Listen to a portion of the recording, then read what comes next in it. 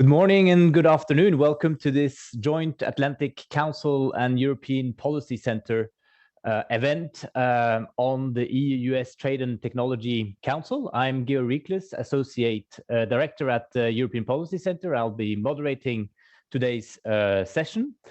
With us today, we have four excellent panelists, three of which I believe were up in Luleå in Sweden this week for the fourth ministerial.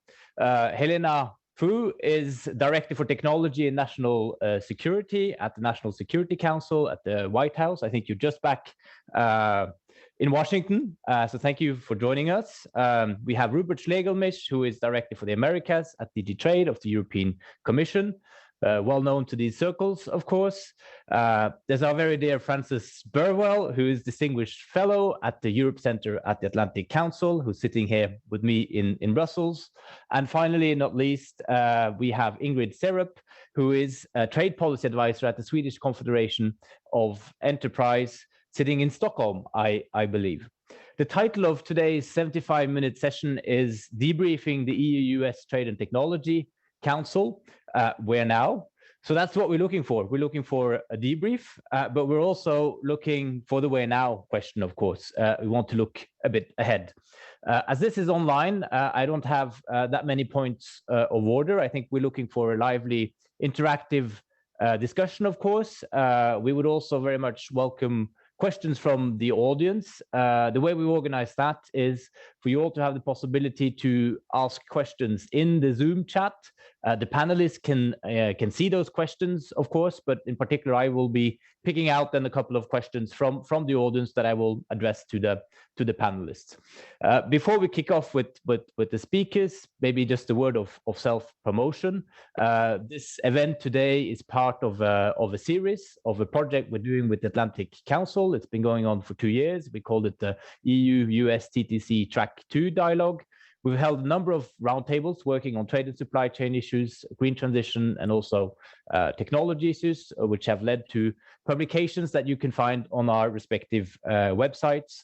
And I also want to add on the EPC side, we are very grateful for the support of the US mission to the EU for the organization of this event. But now let's get started. And Helena and Rupert, since you were so closely involved in preparing this fourth ministerial in Sweden, I wanted, of course, to start with you for a quick debrief. You played key roles, many months of preparations. What would you consider as the most significant takeaway from this ministerial? Helena, maybe I can start with you. Sure, and thank you so much for having me today. And it's a real pleasure to be here. I did just get back last night from Luleå. It was a really wonderful trip. I really need to thank our Swedish hosts for pulling out all of the stops, and what a beautiful, beautiful city as well. It just, the framing around this in terms of the most impactful outcomes or most impactful deliverables. I want to say that when people often talk about the TTC or ask questions about the TTC, that usually is one of the first questions, and rightly so, because obviously, what are we meeting for if there are no outcomes? But I also think that, I hate to say this, but I also think that the process itself is one of the most productive ones. This is the most important transatlantic discussion that we have on trade and technology, and it covers so many different issues. So it's very hard to say this is the one thing that rises above all others. Obviously, the AI code of conduct has been very much in the press, and I think this is the moment to discuss the opportunities and the risks of generative AI and all of the things that represents. But I think more broadly, there's been so much coordination on a range of items, from export controls, discussions around investment screening, the importance of, really aligning and discussing how we respond to economic coercion. So, it is very difficult, I think, for me as a bureaucrat, I suppose, to point to one above the other, except to say, we have very few forums where we have the Secretary of State, the Secretary of Commerce, and our U.S. Trade Representative engage in multi-hour discussions on the most important issues related to trade and technology. And so I suppose I would say, the most impactful outcome is that we met, is that the discussions were really said to me, and I'm very interested in Rupert's views here, how much alignment there is and how much more there is to do. Thank you, Helena. I think that's an absolutely fair answer. The process in itself is massively important and is an outcome, and it is a result, and it's something we need to work on cherish. And I think that's really the significance also of Atlantic Council and the EPC's engagement supporting this TTC process. We're such in a difficult geopolitical and geoeconomic moment that of course managing to work through difficulties across the Atlantic and find alignment is in itself very important. Rupert, what struck you in Luleå apart from the sort of the beautiful northern summer? Let's have your take. Thank you. And also from my side, I'll start by first of all thanking you, Fran, and everyone else for making this discussion possible. I think it's really important that we not only have TTCs, but that we also communicate about the TTCs, first point. I would also like to add my thanks to our Swedish hosts who were magnificent in setting us into a context where we had the right backdrop for a meaningful discussion. I would actually like to go a little bit further than Helena.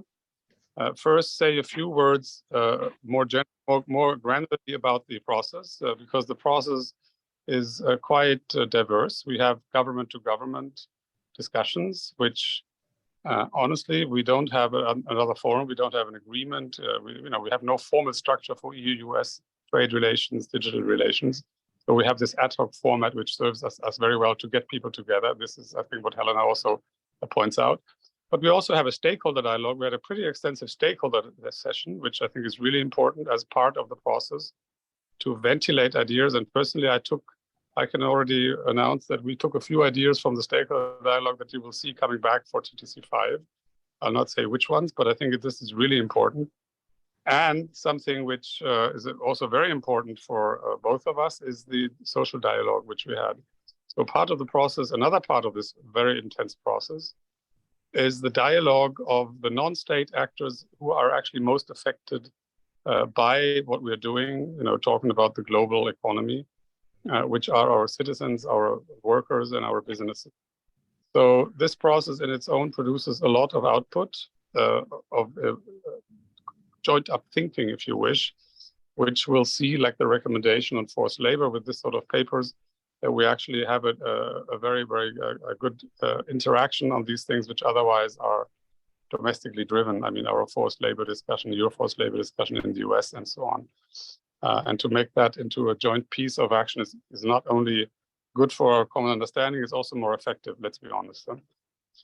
And then on the output side, I do think we actually produce in the TTC a constant, it might not be a river or a waterfall, but certainly trickle, if more than that, of outputs. And I want to name a few. Helena mentioned the voluntary code of conduct on AI, which is really also something which shows the flexibility of our discussions, because we can come up with something which has emerged as a need very recently to do more than just talk about, which we actually do. We have a roadmap. We talk about the very important point of how do we actually measure these risks in AI? How do we make clear that we have a general joint way to look at these things? But we also then are able to turn around and say, what do we need the next couple of months? We had a G7 discussion. We have now a lot of voices saying we can't wait for final legislative regulation, even although our AI Act in the EU was mentioned. It also got some critical points, I'll be very honest, because regulation, over-regulation are two things which are very often discussed together. But it shows that we can actually also work on concrete things very quickly. And we have a number of other more arcane things or mundane things like the principal agreement on a standard for heavy-duty vehicle charging, the extension of the mutual recognition on pharma and good manufacturing practices to veterinary medicines. We have an update of another piece of our mutual recognition agreement. And of course, and now I will just make one more point because we want the discussion here. We have a firm commitment on a work plan on sustainable trade, which I think is really bringing trade, technology, clean tech, and the climate discussion together. And before the meeting, I looked again at what you, from your recommendations, wanted in your paper. Your what is it called? It's called a policy memo.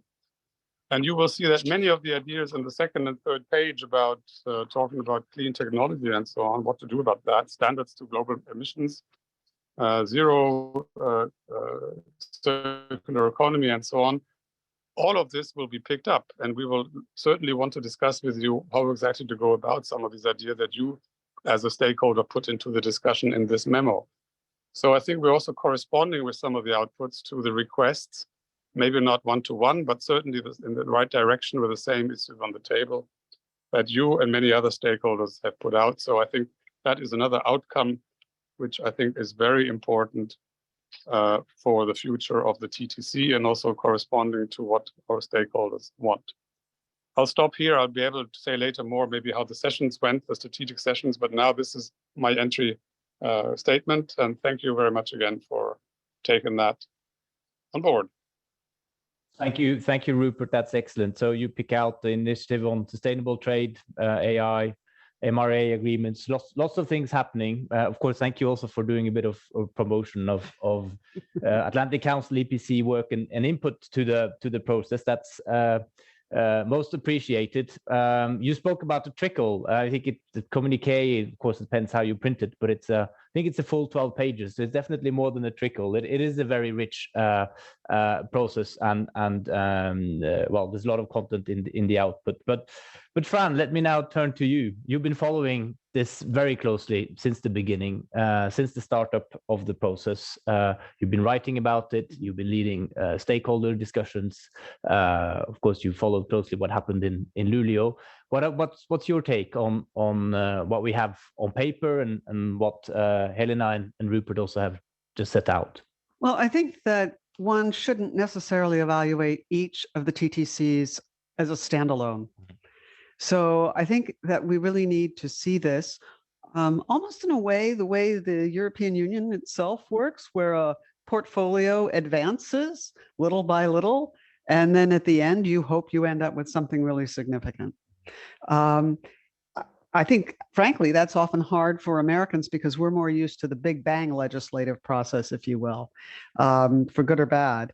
But I think that what we're starting to see is that one TTC will put out an ambition, and the next one kind of outlines that ambition a little bit more.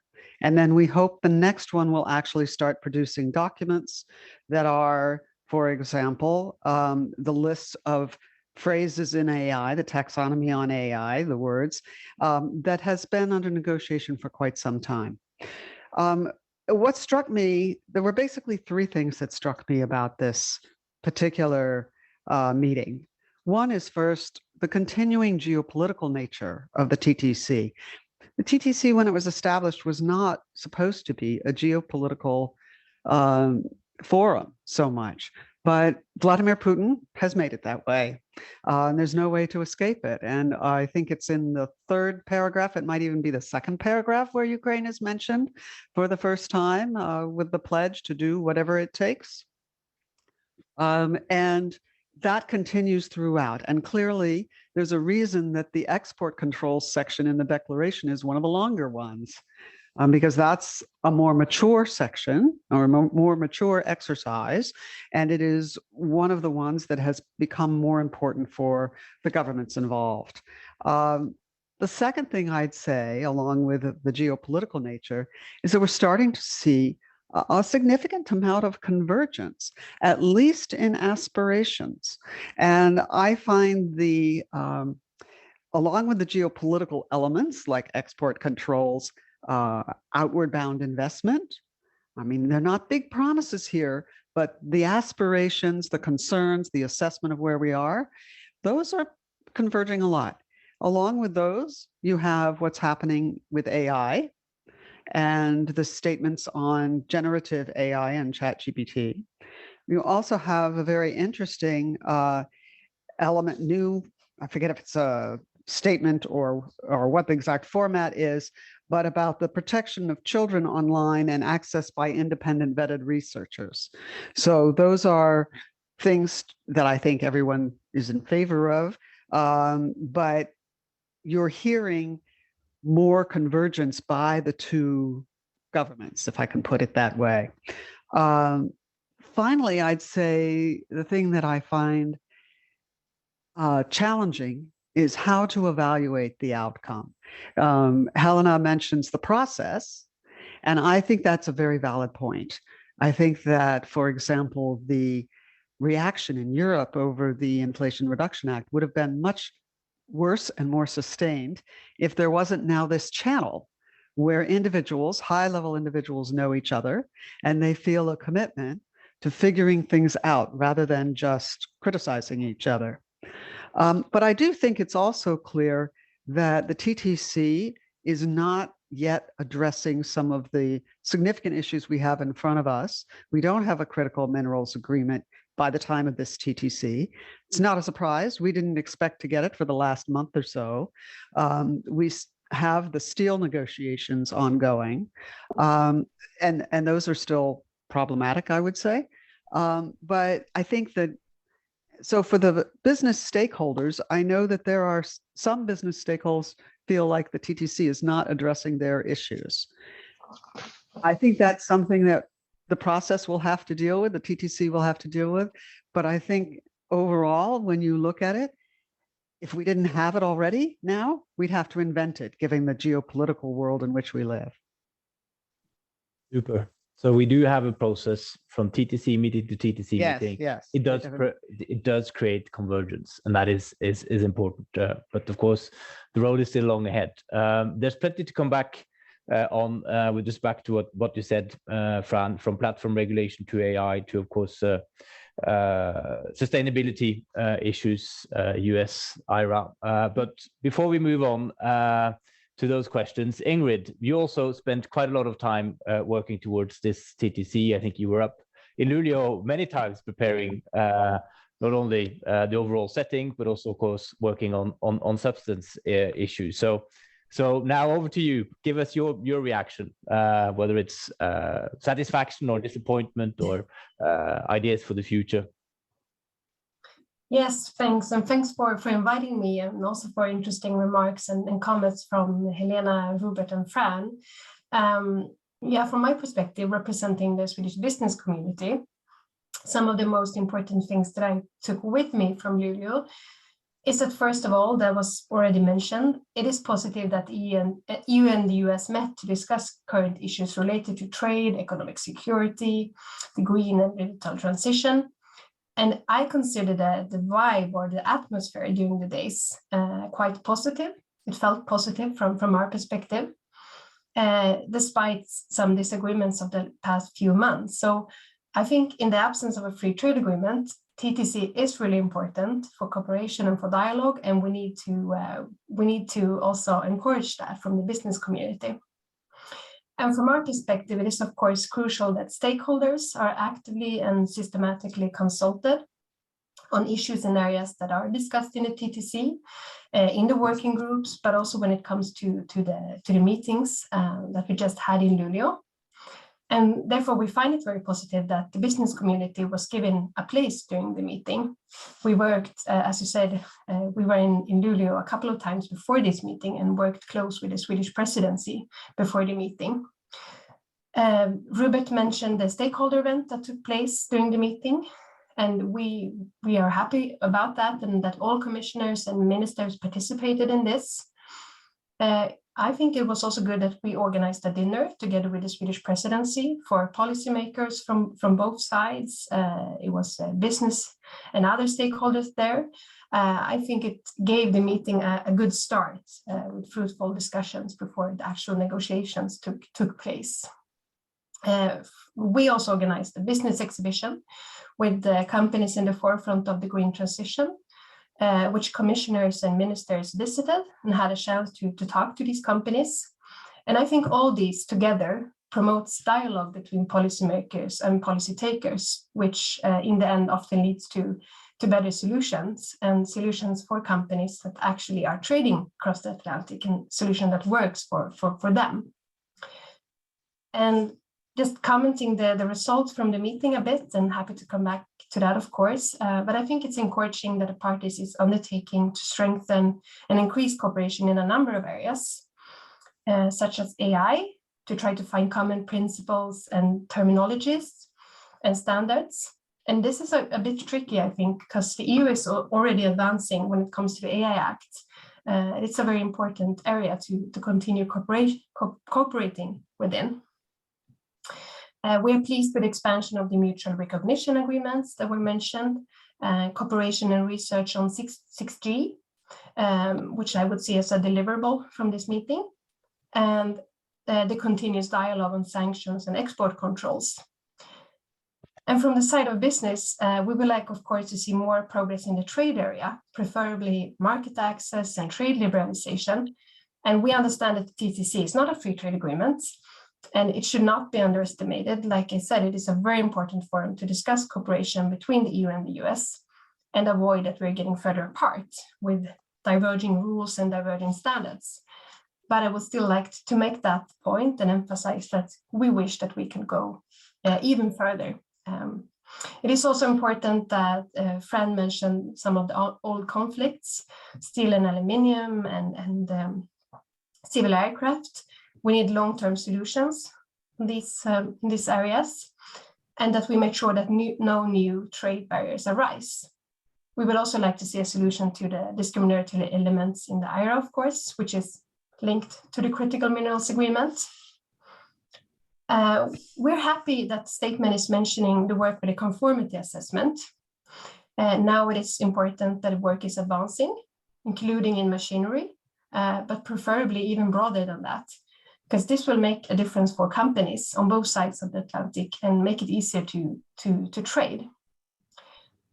The work to develop common standards, not least for the green transition, similar to the charging of electric vehicles that were recognized at this TTC meetings, should continue to deliver results. It's really important that we see more progress in that area. I'm very positive that we have seen progress already.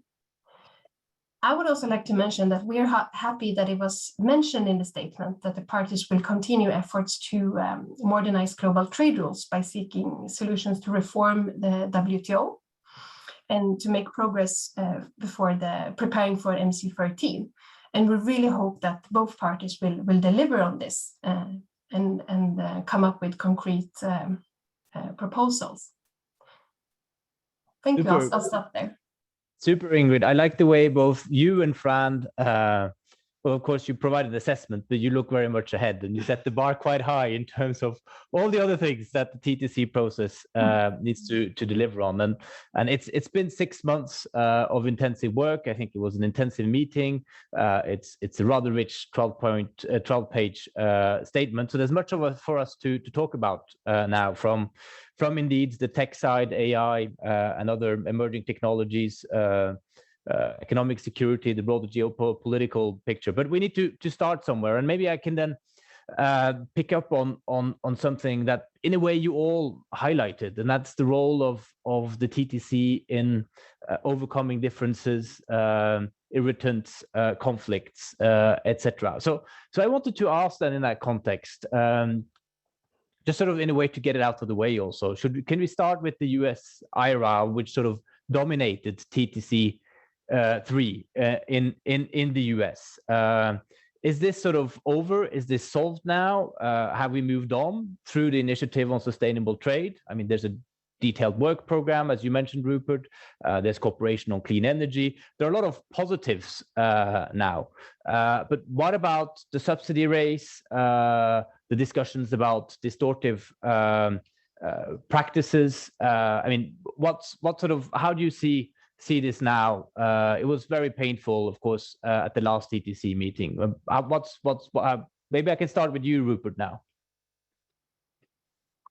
Yes, thank you. I think the main sense for the IRA is not that it has gone away or that it's now suddenly all acceptable, but there was a strong sense in the room that we have to manage it.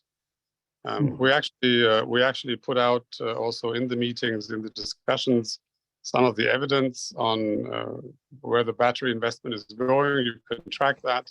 A lot of that is going to the US. Really, nothing is happening anymore in the EU on these investments in the last 6-9 months.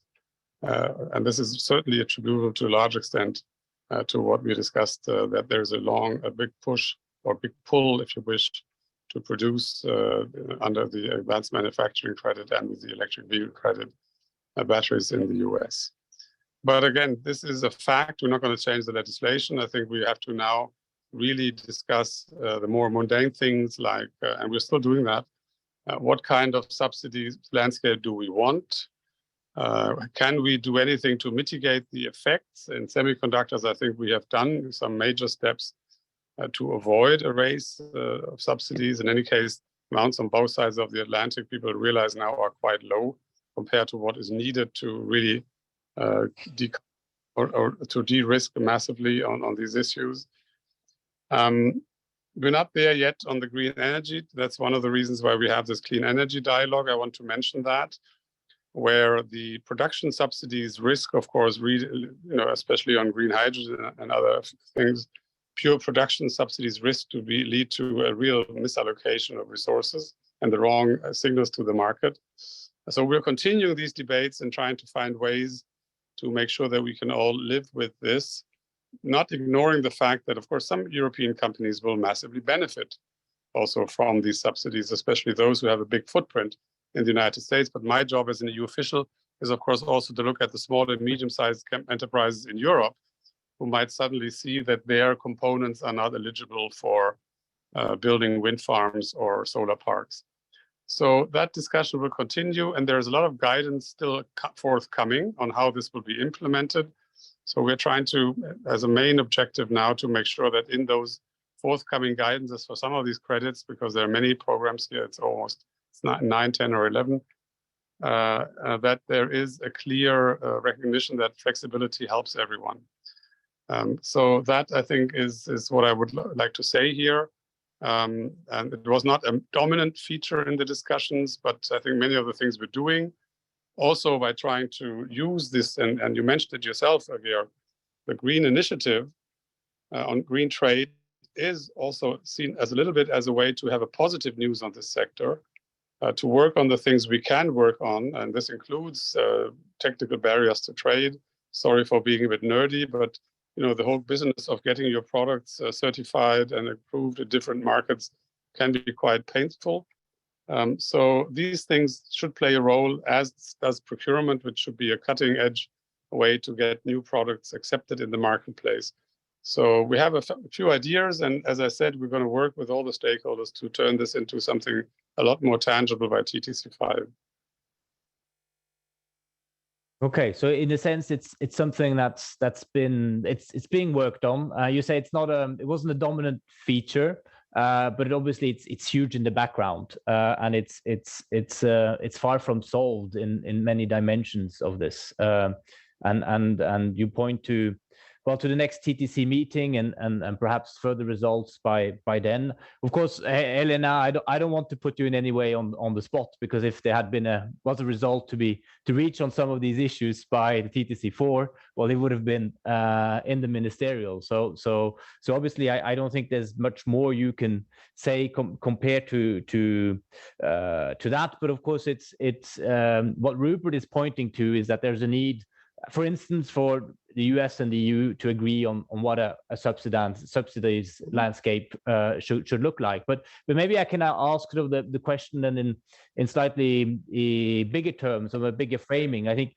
maybe what these questions highlight is that in today's geopolitics and the way the economy is approached, the questions of economic security, it is extremely complex, because we realize that countries are both partners and rivals, and of course, when one talks or has the TTC, the idea is to develop the partnership. I don't know if there's anything you can share with us on current new thinking of around what one can do together to overcome these difficulties that Rupert pointed to in terms of capturing value chains in batteries, etc. Just to give you the opportunity to comment, but of course, the statement is what it is. Yeah. Sure. And I appreciate the broadening of the question, because I agree. I mean, I think Rupert laid out the many mechanisms that we've developed within and around the TTC to carry forward the additional discussions here. I mean, the critical minerals agreement, the clean energy incentives dialogue, and of course the TIST. So there's quite a lot of activity and discussion that's ongoing. These discussions are not easy. I am less involved in those than Rupert, so I'm sure Rupert can speak more to those. They're not easy because they strike at specific businesses, specific industries, and have consequences for the global economy. So I think I think that the TTC has been a really valuable mechanism to allow for some of this. It will not be the end of it. There are many other discussions that are ongoing too. But I think, you also mentioned just more broadly around economic security issues and how we use the TTC as a channel to discuss these challenging issues. We also use these channels to preview things that are forthcoming. And we intend to continue to do that so that we are not surprised by each other. But I mean, I think on the economic security file, I agree. I think these issues are very complex. They touch many different types of policy actions. I think we talked a little bit before about the semiconductor activity and the coordination that's been happening there, and that we're not moving to a subsidy race or some kind of incentives race there. I think that's really a great example of how our agencies have been able to work very closely together.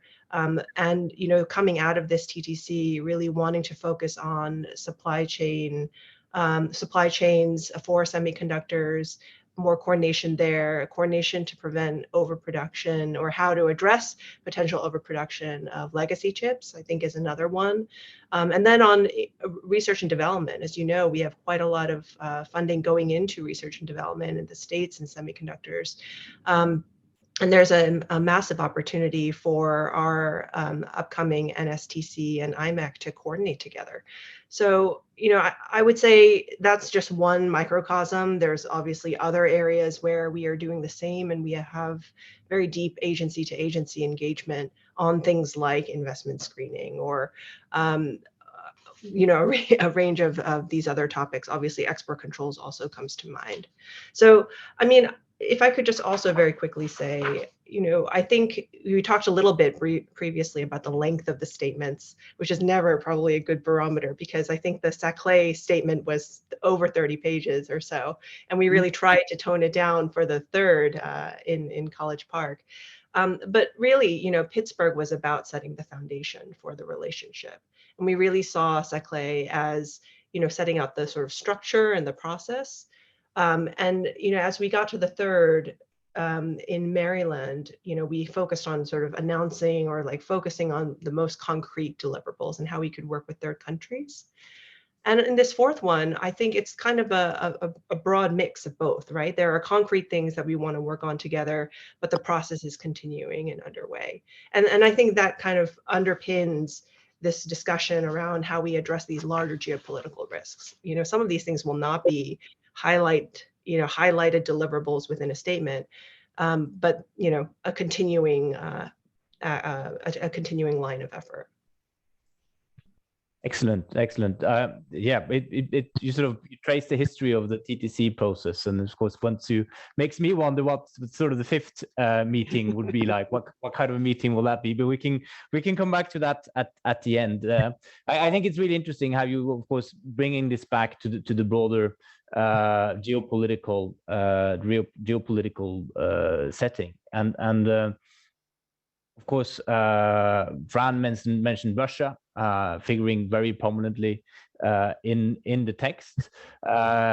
Looming around in the background, obviously, there is China also. I think China is only mentioned twice in the document explicitly when it's about practices in medical devices sector in China, and it's linked also to disinformation. But a lot of other topics that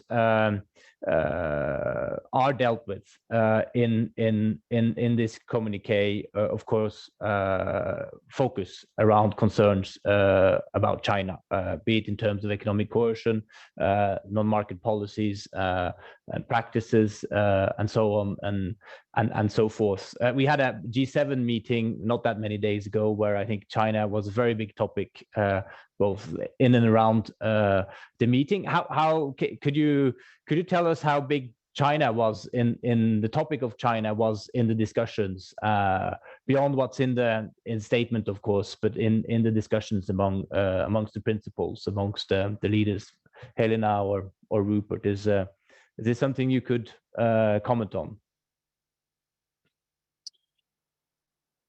Well, first, as we had said before, no?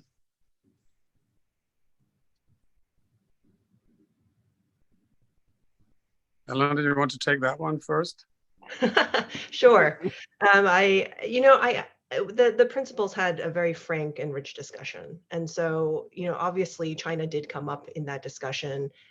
Many of these topics are very related to broader concerns around the risks posed by activities that China is undertaking. I think that I think that's basically just the answer. I wouldn't so much focus, and I know there has been some in the press around, word counts and numbers. Frankly, I think it's more important that we're working together on these things, and less important that there's a 2 or 3 mentions of the word China. Absolutely. Rupert, did you want to say something, or?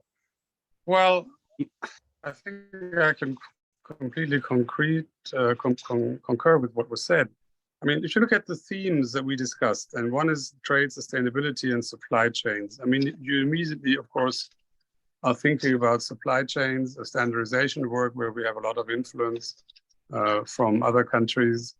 We have the critical minerals dependencies that we all are, talk about all the time, which are obviously an issue if you look at the where this stuff is not only mined, but in particular processed, you end up with a certain destination. If you talk about the emerging technologies and the digital transition, which was another main theme, obviously you talk about some of the challenges on keeping the market for digital open, but also how the platforms are used by some players in a way to influence public opinion. And this is basically not only the country you like to talk about most, but also our friends to the immediate east. And if you look at the economic security issue, which is the third main theme discussed, of course that has a link, but you don't have to always, name and shame. You just have to make a clear analysis. Where are the challenges? What do we have to do to be prepared, to be resilient, and to be economically secure?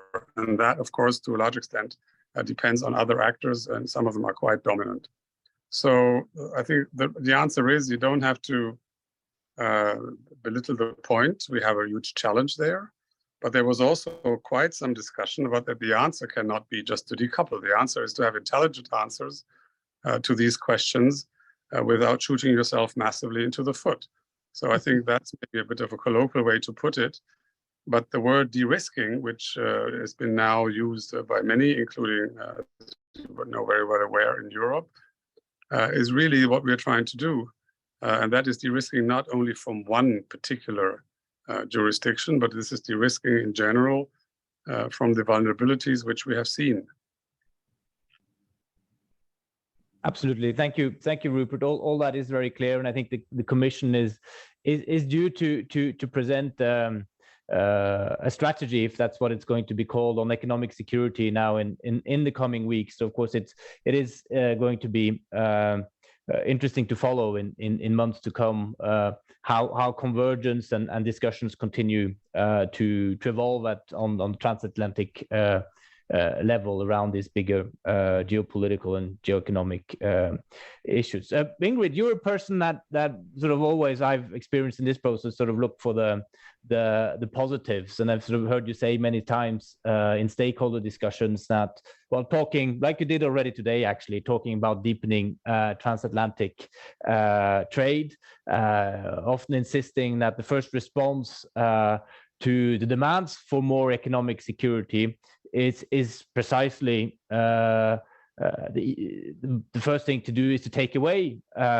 trade impediments. Are you satisfied by as then representing a business organization by what you see in the statements? Of course, there are aspects around mutual recognition agreements that were mentioned by Rupert, but you did yourself point to some further elements. So how do you judge the state of progress in the deepening of transatlantic trade? Is this the glass half full? Is it glass half empty? Would you want to say a few words about that? Yes, sure. Yeah, thank you. Yes, satisfied? No. We would like to see more progress, more openings, more market access. To be frank, trade liberalization for real. But we also understand how the situation looked like at the moment. But I would say that some progress that we would like to see during the fall and for the next TTC is that the EU and the US continue to work to advance the work on common standards. I think there's more that can be done, even if it's also a difficult area to work on. And the conformity assessment in relevant sectors that we mentioned, there is an appetite from the business community, and I think it's important that policymakers actually try to also push that. We think it's also important that strategies and incentives to promote the green transition, to strengthen industry or modernize infrastructure. That the EU and the US continue to have the dialogue on those programs and incentives, and to make sure that they do not lead to subsidy raises or to new trade barriers.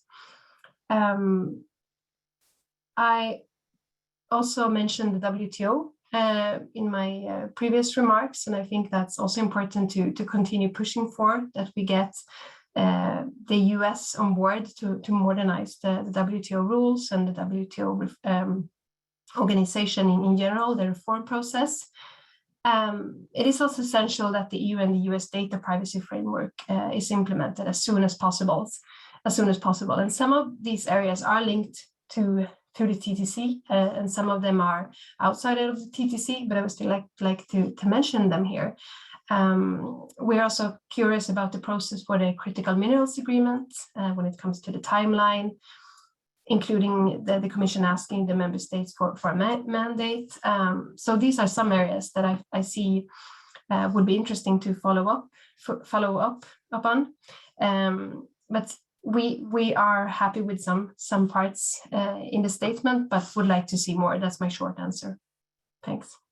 The short answer, we want more TTC. There are some tangible elements, but you want more TTC with more, what did you say, call it trade liberalization for real. We'll see whether we get there, but there's already an interesting shopping list. I seize the occasion to remind everyone who's listening to us that there's the opportunity to ask questions, and already quite a few are coming in, and I see that they a couple of them touch on the topic of AI, actually. So I wondered whether we should move on from sort of the trade and economic security issues to AI and more broadly the tech dimension of the discussions. I sit here with sort of a Politico article written after the ministerial. I think it's called "The Struggle to Control AI," and it talks about the joint code of conduct for AI firms. But there's sort of a subtitle: "If only they agreed on what it should say." So I wanted to turn to you then now, Fran. I mean, you've recently written a piece also about convergence between the EU and the US and the processes going on around AI. Of course, that was pre this meeting. Could you sort of give us an assessment on or take us through this? What exactly does the EU and the US agree on? And some of the questions we have here, well, it's from Joe Triana, who's asking, why is not fundamental right impact assessment in there when it comes to the development of AI systems? And then there's a question also from Dimitri Korpakis, who's talking about tension between EU top regulators and EU flagship IT companies, Twitter, OpenAI, around future regulatory initiatives. How do you see the what's on the table and the scope for further convergence and working together between the EU and US on AI and also other digital issues, if you want? So I think we're at a very, very interesting moment because we do have DSA now starting to be implemented. We have DMA coming down the pike by the end of the summer. We'll know who the gatekeepers are. And we'll start to see how that is going to be implemented. There are some questions about implementation and particularly unintended consequences of data being accessed or used by people we don't intend them to. And I think there's going to be, like with any legislative process, there's going to be an adjustment as we turn towards implementation. And I think the fact that that has come just as the AI Act in the EU has entered its final stages, there's still some very big questions to be resolved, including the use of surveillance and how the member states and their law enforcement authorities will react to the parliamentary version. But I think that this is coming together in a way that before the TTC, I would not necessarily have anticipated. And this is one of the strongest areas that I think where we have convergence up to a point. And that point is that the US is unlikely to do any major legislation, with the possible exception of an online children's protection bill before the election in 2024. So I found it very interesting that the statement by the TTC specifically goes to the protection of children online, as well as the interest in researchers having access. And I think this speaks to the two concerns I've raised. There are many, many other digital issues, including cloud service providers and who gets to be certified as one, et cetera, et cetera. But I think there's also this issue that we will have to figure out and deal with, that the EU is turning to hard law, if we will, that real legislation that companies will have to adhere to if they want to be in what is a major market for digital companies, wherever they're from. The US is looking more towards code of conduct. We have a very interesting declaration on the future freedom of the internet. And some of the things that are outlined in that certainly refer back to privacy and the protection of individuals so they're not abused by AI and online. And yet it's not law, it's soft law. And so while I see a lot of convergence between the United States and the EU in terms of their aspirations, I should say the aspirations of the Biden administration, because I'm not sure that it's as widely accepted within the US policy community and certainly within the business community as you would have over here, where actually you've been debating this for a much longer time than we have. And I think that that's something that needs to be taken into account. So I see convergence. It's been very interesting watching the AI Act and the TTC intersect. It's actually some of the same people in DG Connect who are the worker bees on this. And so I think that that's interesting, but we don't quite know where it's going to go. When push comes to shove, one of your questioners asked about a fundamental rights assessment. I can potentially see that here, but we're a long way from that in Washington. I think many of us in Washington would like to see a privacy bill, a privacy law, maybe not the same as GDPR necessarily, but something. And I think that would help a lot with the updating of the privacy framework and the issues, the persistent issues that we've had to deal with on that. But one of the big questions that I am left with is, what happens if the EU continues down this legislative road and the US stays with soft law? Can we stay together in terms of understanding what we want to do when confronted with technologies such as generative AI? That is really interesting, Fran.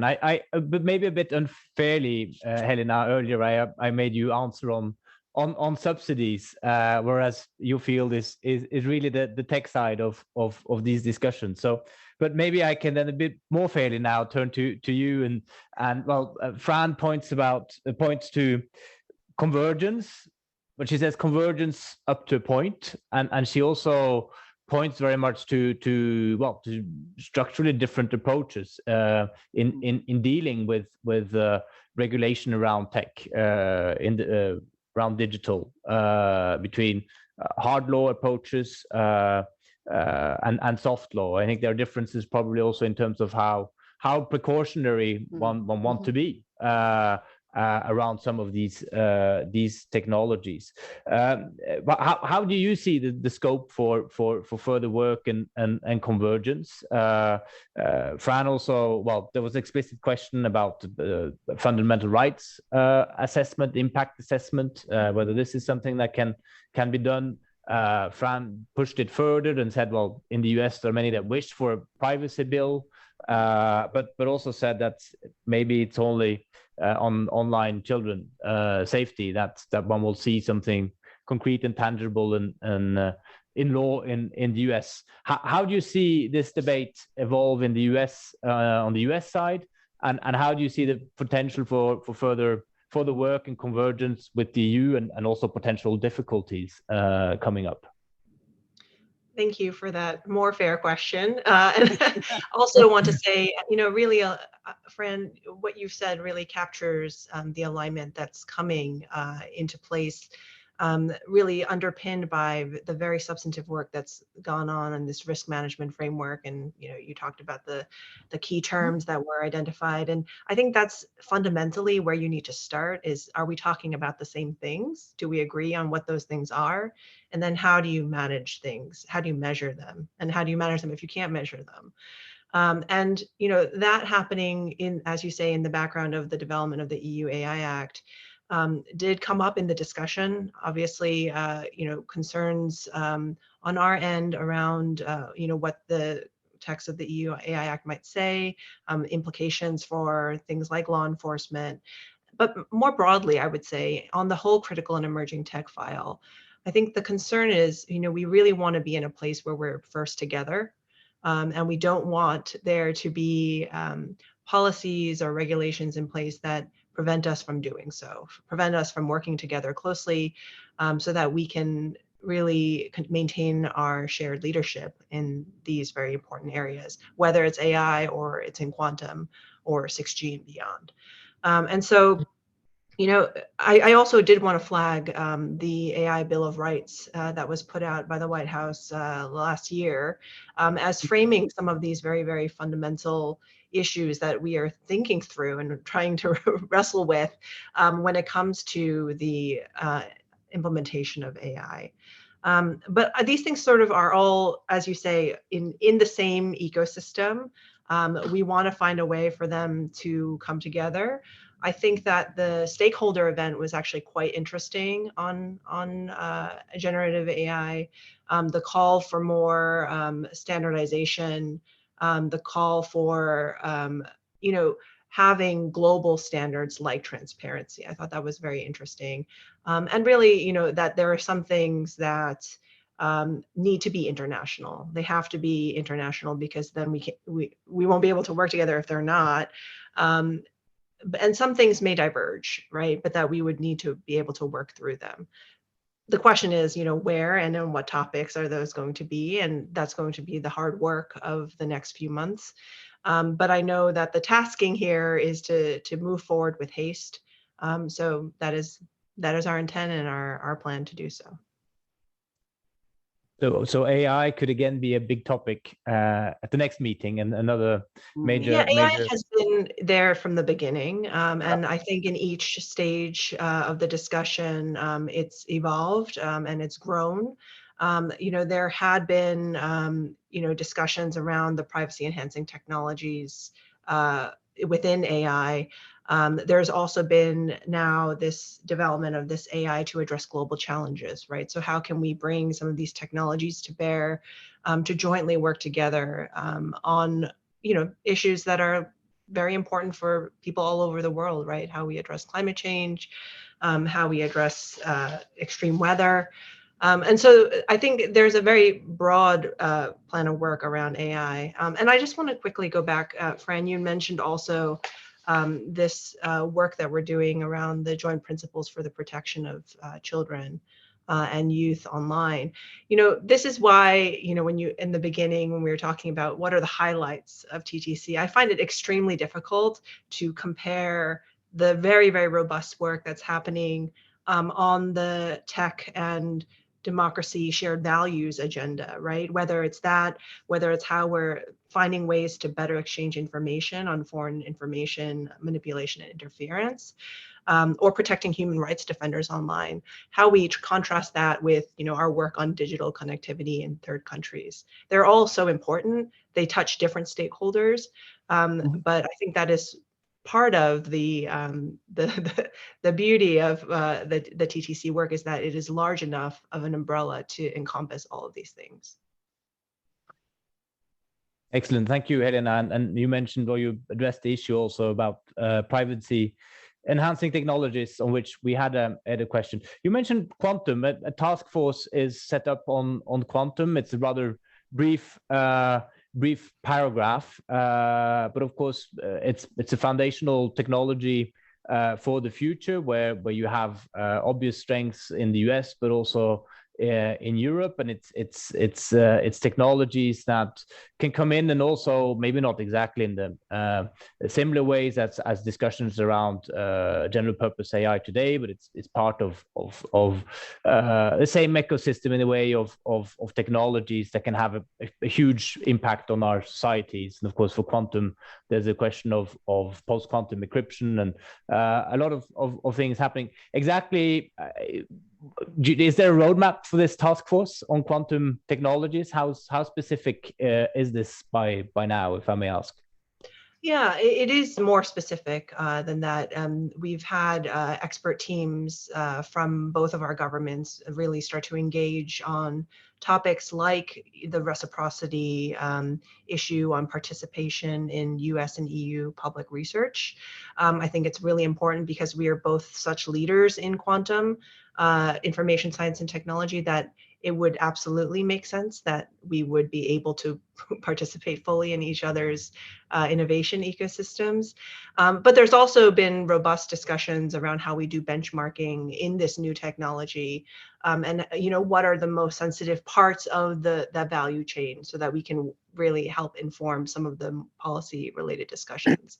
And of course, very robust discussion around post-quantum cryptography, which is already moving forward.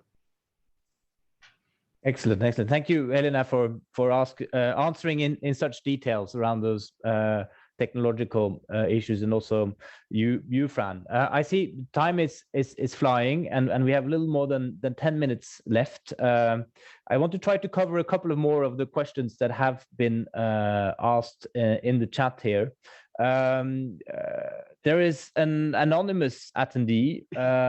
I don't know if that's somebody from DG Trade asking, but I was asking whether EU will join the US in promulgating an outbound investment mechanism. Rupert, could you take that one? I don't think the question comes from DG Trade, because people at DG Trade should know the answer. But anyway, no, more seriously, first of all, just picking up on one point on quantum, because another element here is that we are also pursuing some discussions on export controls in that regard, which is another working group. But I think things are joined up because we also see a need to discuss that, because like any of these high-tech areas, the question comes very quickly: how much of that do you want to share, and with whom? And it's another very fast-moving exercise, and I think the TTC is an excellent forum to start thinking about this kind of thing. I just want to mention that on top of all the other good things we're doing on quantum, which, as we all know, is one of the issues which will also move suddenly probably a lot faster than maybe today, as we found out with artificial intelligence. And we want to be prepared. Now, on the outbound investment issue, this has a certain history, a bit of path dependency already. It was sort of mentioned in the statement between President Biden and President von der Leyen on the 10th of March. It also, of course, comes clearly from the G7 process. And now we have another reaffirmation of our determination, if I can call it that, to work on the issue. But I really hasten to say to work on the issue, because in the EU, we have a very different situation from the US. And that maybe answers also that question to a certain extent. In the US, the discussion has been going on for years about the pros and cons, the breadth, what do you want to do, possibly on outbound investment. Announcements have been made that something would be forthcoming, which would be kind of a pilot exercise, but Helena will correct me if I misrepresented.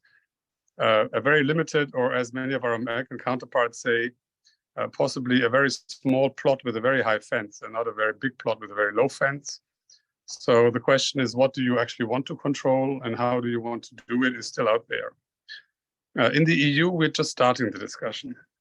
And that, I think, is a big difference. So we are in really an education phase to start thinking about the issue. We also lack, to be quite honest, there is no such thing as an EU-wide approach at this stage.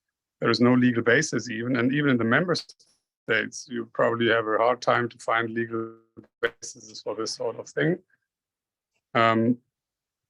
Of course, you have general national security exceptions, but you want to be, I think, a bit more precise if you want to actually start telling people you can't invest in a certain part because of certain reasons.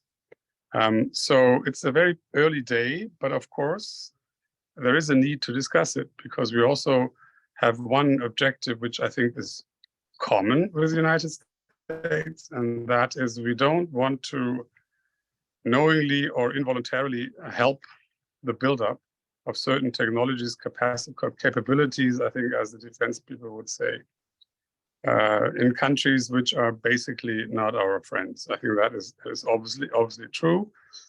But how exactly to do this is very difficult because it is not so easy also to tell companies what to do in this respect. So I think we're having a good, and the value of the TTC on top of the exercise we have in the G7 and possibly also bilaterally is to really have a structured approach to discuss these issues and to learn from each other and to also ensure that the whole question of how much of this will affect your partner, which is the famous question of, how much do you want to impose certain rules on entities outside of your jurisdiction. That is also, I think, part of an important debate that we're having. It doesn't go further than that at this stage.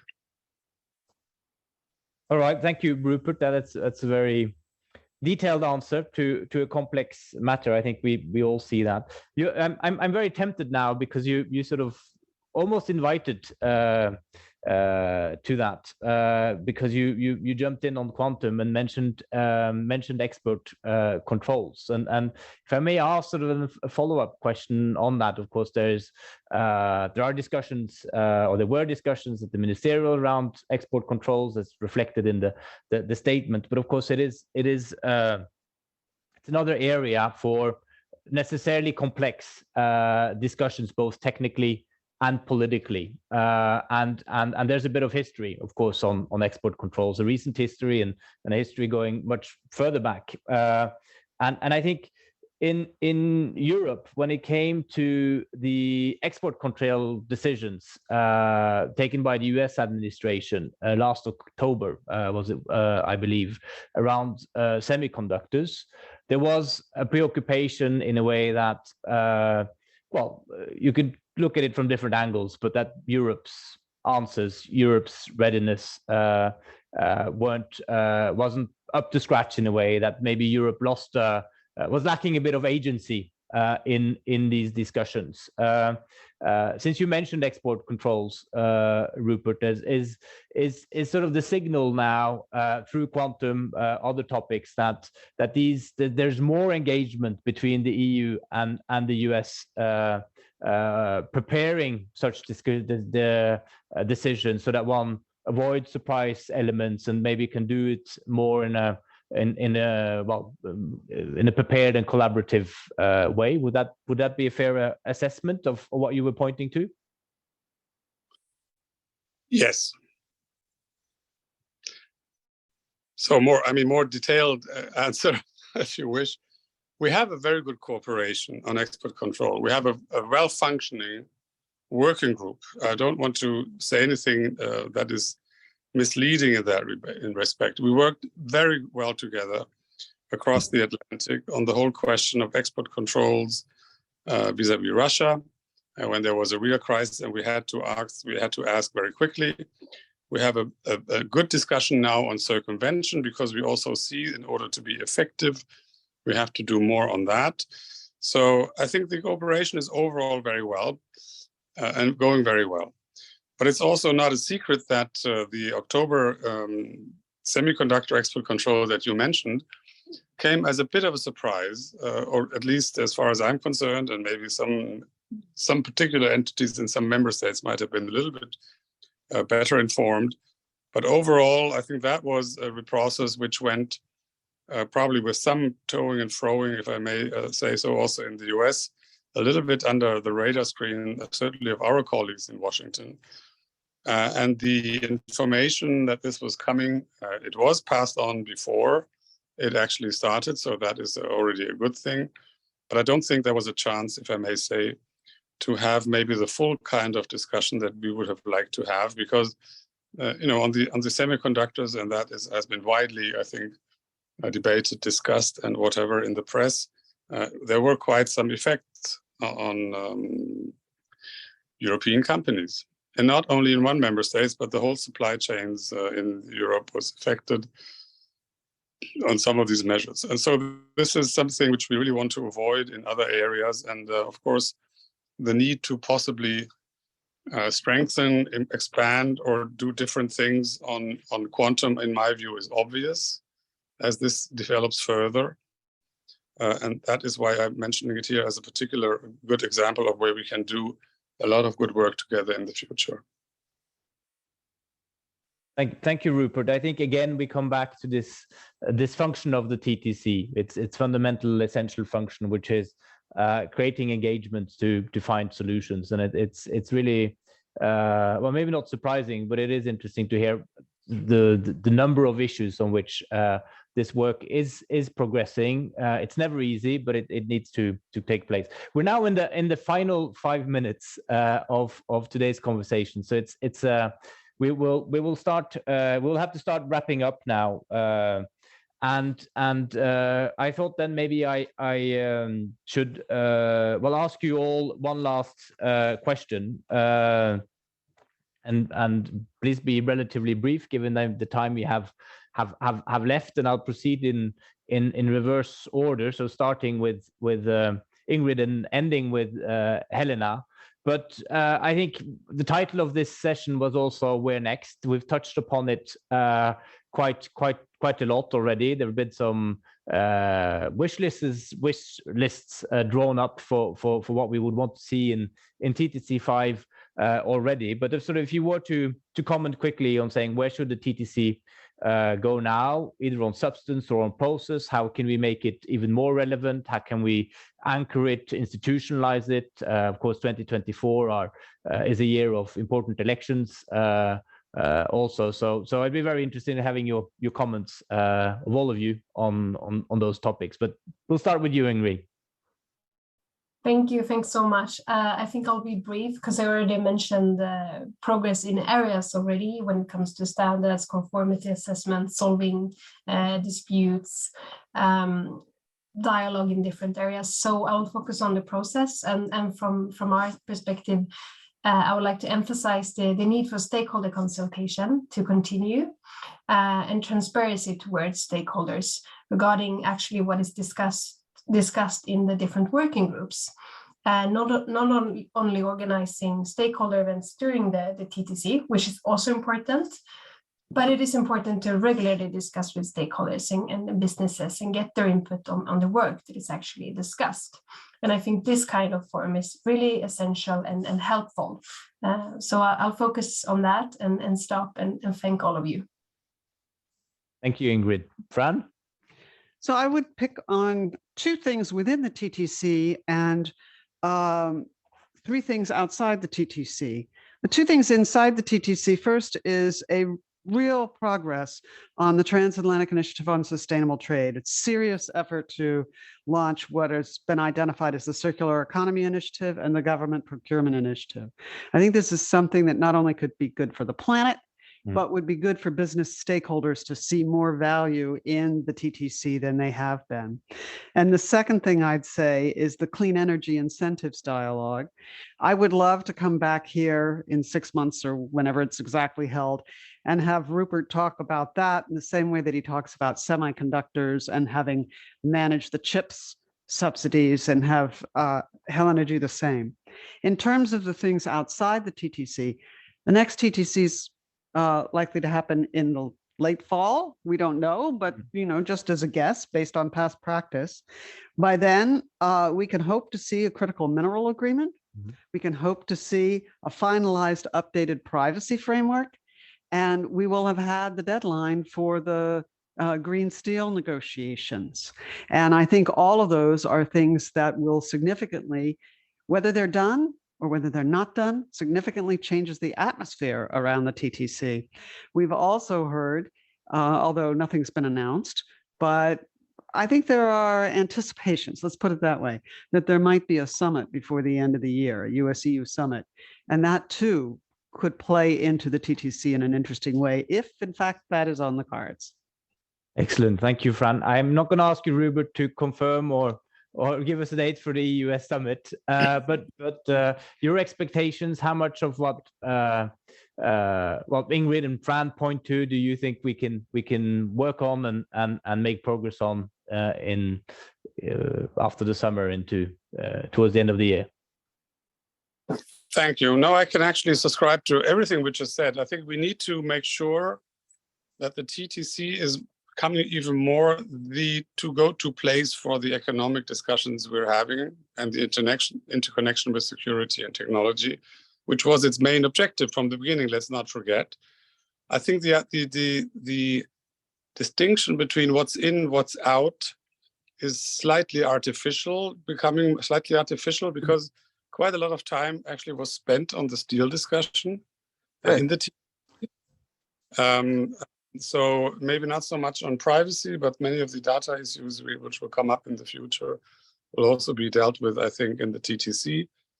So the point is to have these inflection points politically, but also have the technical output that industry stakeholders and we just heard, we also need some really granular stuff for our business people who are not really interested in headline political declarations. They want to see what it does to the bottom line. So those 2 tracks, the big discussions on where do we want to take the relationship in a globalized, fragmentation-prone world these days, what are the right answers on the macro level, plus what can we do to help each other to actually make the landscape better navigable, if you wish, for our companies. Those 2 issues I really want to see strongly reflected in the next TTC, and then you don't have to think about its justification at all if we can achieve that. Thank you, Rupert. And then Helena, final word is for you. This one is not fair because everyone has already said really great ideas. But I would just say, I think looking at the tech side anyway, that the questions of how we deal with data and digital governance issues is going to be so important because they underpin many of the critical and emerging technology areas where we seek to cooperate. So I think would like to see progress there. And I think really, on the stakeholder engagement piece, many people often think that, the principals negotiate the statement at the meeting. It feels, or it oftentimes is portrayed that way. But as you all know, and as everyone who has worked with governments know, the work starts now, essentially, to tee up a successful next TTC, because you can't pull a deliverable out of a hat at the last minute. And so, just to the point on stakeholder engagement, firstly, thank you for the work that you're doing here and others like EPC. But I think having concrete ideas, suggestions, actionable suggestions that we can take forward now as we regroup and think towards the next TCC is probably the most impactful thing that we can do together right now. Thank you, Helena. The work starts now, you say, and there's a call from input from stakeholders, and of course that is something we like to hear, and it's clear that there are responsibilities across the different communities on both sides of the Atlantic to make this a success. And I think what you were saying, Rupert, there's a dimension of this that's good for the planet, there's a dimension that's good for the economy, and there's a dimension that's necessary for security. I think we've had a very rich discussion. I would like to thank you, Helena, and you, Rupert, in particular, for engaging very openly and frankly, not shying away from any questions, and of course also thanking Ingrid and Fran for insightful and also ambitious comments with regard to the future. I think there's lots to work on, but we have now reached the end of this hour and this policy dialogue. So what remains is for me to thank you all for participating on behalf of both the Atlantic Council and the European Policy Center. It's been the pleasure to host this discussion. You will definitely hear more from us in months to come. We'll continue accompanying this work. But with that, thank you for engaging today, and wishing you all a very nice weekend when it comes to that. Thank you. Thank you. Thank you. Bye-bye. Thank you so much. Bye-bye. Have a nice weekend.